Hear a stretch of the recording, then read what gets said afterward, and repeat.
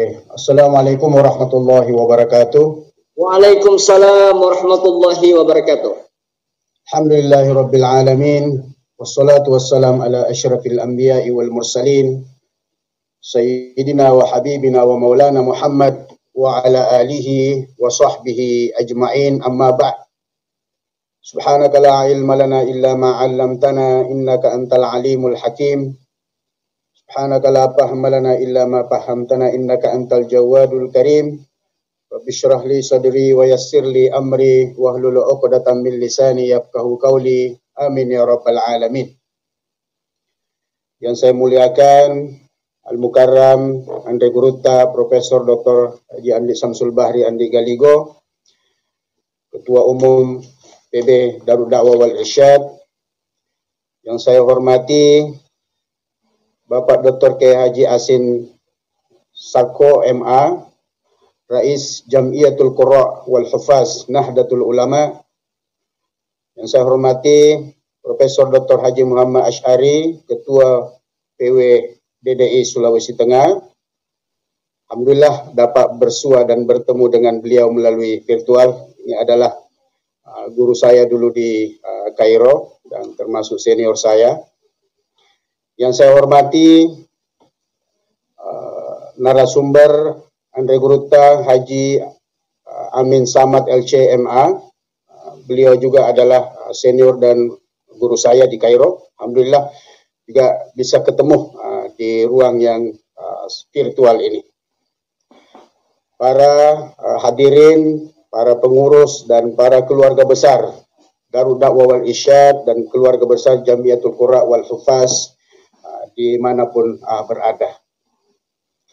Alhamdulillah,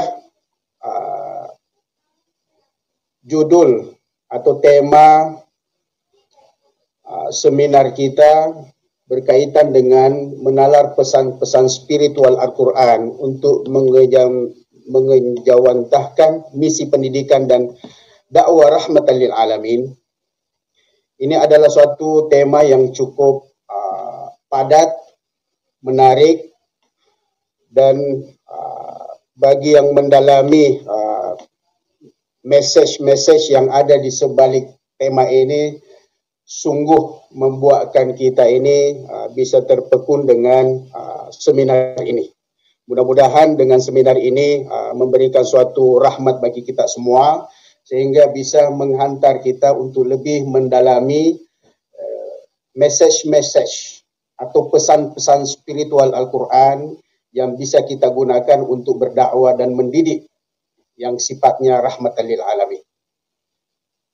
Dari tema tersebut ada 3 poin utama yang penting untuk kita renungkan atau tadabburkan sesuai tausiah yang disampaikan tadi oleh Andre Guruta, bahwa Al-Quran ini pada zaman ini bukan hanya perlu dihafal saja, tapi perlu didalami melalui tadabbur. Dalam konteks ini perlu kita memahami bahwa banyak masyarakat kita yang mendorong hanya untuk membaca Al-Quran, tetapi tidak sampai kepada peringkat bagaimana mengetahui kandungannya, bagaimana mentadabburi isinya, bagaimana mengaplikasikan pesan-pesan di sebalik seruan Al-Quran itu sendiri. Saya pernah membaca satu statistik penelitian ketika saya berada di Malaysia.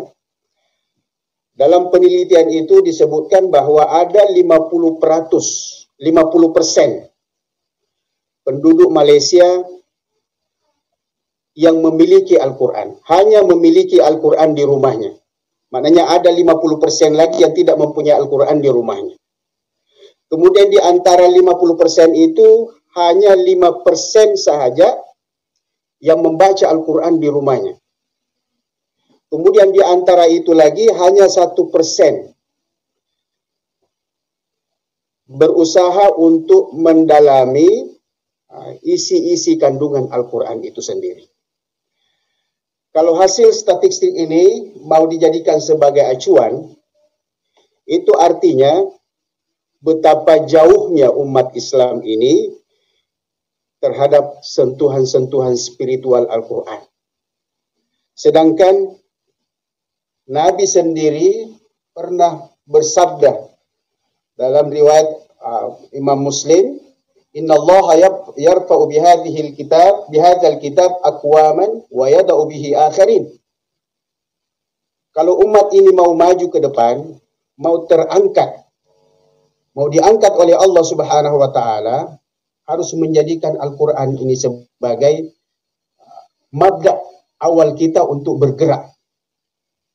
Proses untuk bergerak ke depan memang harus, sebagai umat Islam kita tidak bisa beralih daripada titik tolak Al-Quran itu sendiri. Kemudian pesan-pesan Al-Quran yang kita bisa lihat, yang kita bisa aplikasikan dalam dakwah dan pendidikan adalah sejarah Nabi dan Rasul dalam Al-Quran. Sebab kita tahu pendakwa pertama dan pendidik pertama yang diutus oleh Allah ke muka bumi ini adalah para Nabi dan Rasul.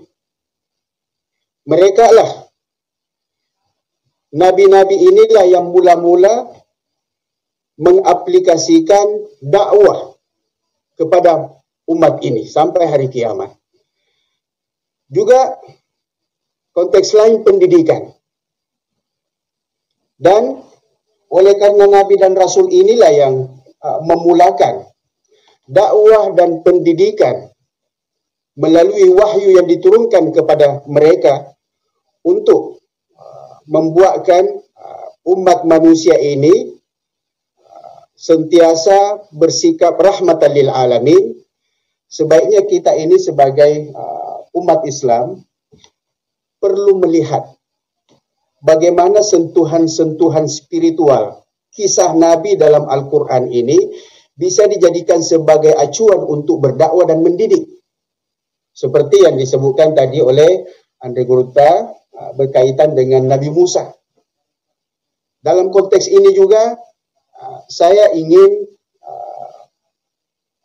berkongsi apa yang telah kita baca dalam Al-Quran mengenai sejarah, misalnya sejarah Nabi Adam, sejarah Nabi Ibrahim alaihissalam, sejarah Nabi kita Muhammad sallallahu alaihi wasallam, sentuhan-sentuhan spiritualnya dalam menggerakkan dua misi ini, dakwah dan pendidikan, untuk dijadikan acuan sebagai rahmatan lil alamin.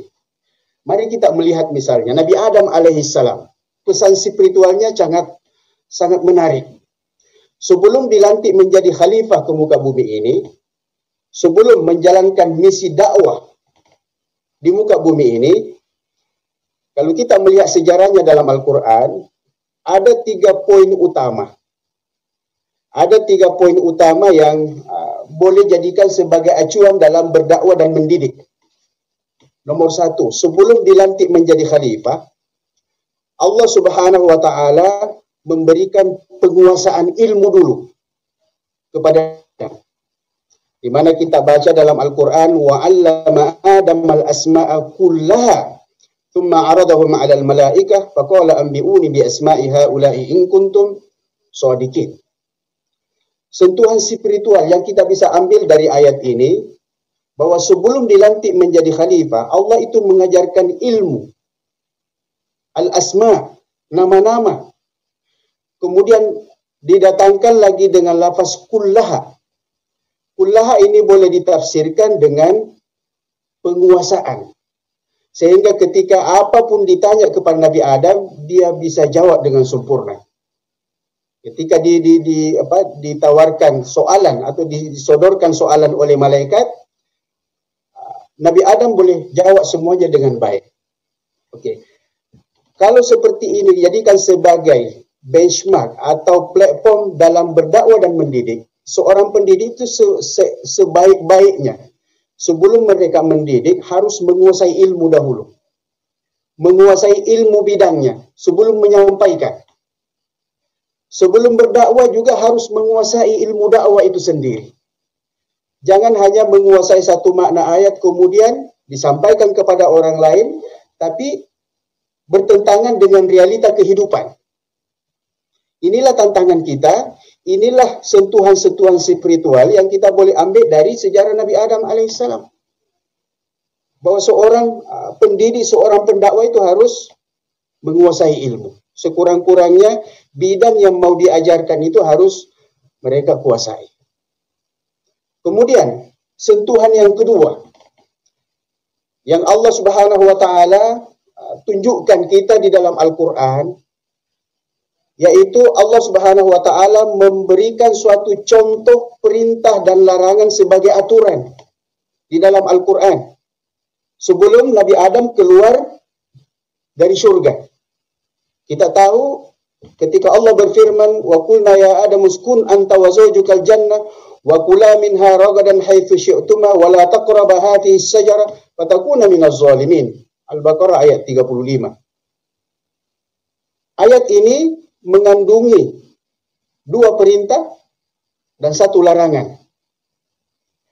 Kenapa di dalam surga ada perintah dan larangan? Ini adalah cerminan bagi kita bahwa dalam mengekalkan misi dakwah dan pendidikan, kita harus mengenali aturan. Kita harus memperhatikan rambu-rambu di mana seorang pendidik harus batasnya sampai di situ saja, tidak boleh lebih. Kemudian apa yang harus dia lakukan, dia harus paham betul-betul. Itu yang diajarkan oleh Allah di dalam surga sebelum Nabi Adam menjadi khalifah di muka bumi ini. Jadi seorang pendakwah dan seorang pendidik, aturan itu harus dijadikan sebagai bahagian penting dalam melaksanakan tanggung jawabnya agar dua misi ini boleh berimpak kepada rahmatan lil alamin. Kemudian yang ketiga, Nabi Adam juga diperkenalkan di dalam surga siapa yang menjadi musuhnya. Ini secara tidak langsung memberikan tadabbur kepada kita bahwa kita dalam menjalankan misi yang berat, misi pendidikan dan dakwah, kita harus mengenali tantangan kita ke depan. Apa-apa saja yang bisa membuatkan misi kita ini bisa hancur, itu harus dikenali. Jangan hanya berusaha, tapi tidak ada gambaran kita ke depan, apa tantangannya, apa musuhnya, dan sebagainya. Itu pesan spiritual yang kita dapat pahami dari sejarah Nabi Adam alaihissalam.